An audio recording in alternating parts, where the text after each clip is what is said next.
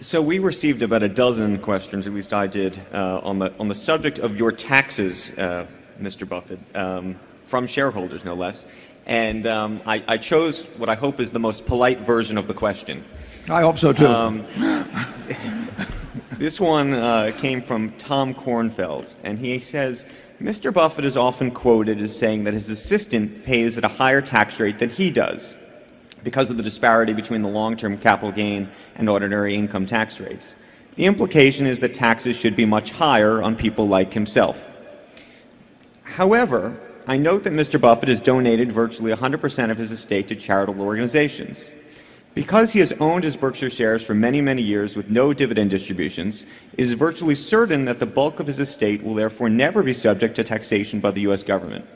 My question is that if Mr. Buffett feels that he should pay more taxes, how should the tax system be changed? Well, you could have a wealth tax, would be one way. I mean, you could tax, I don't know how many countries do that now, Charlie. In effect, you have that with a property tax in certain ways, but you could have a wealth tax. And I would say this, he is absolutely correct. If you want to give away all of your money, it's a terrific tax dodge.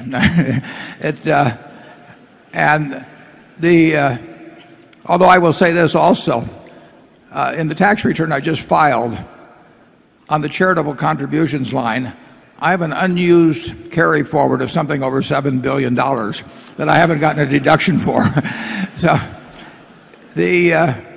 But I welcome the question or anybody else following my tax dodge example and giving away their money. They will save a lot of taxes that way, and the money will probably do a lot of good.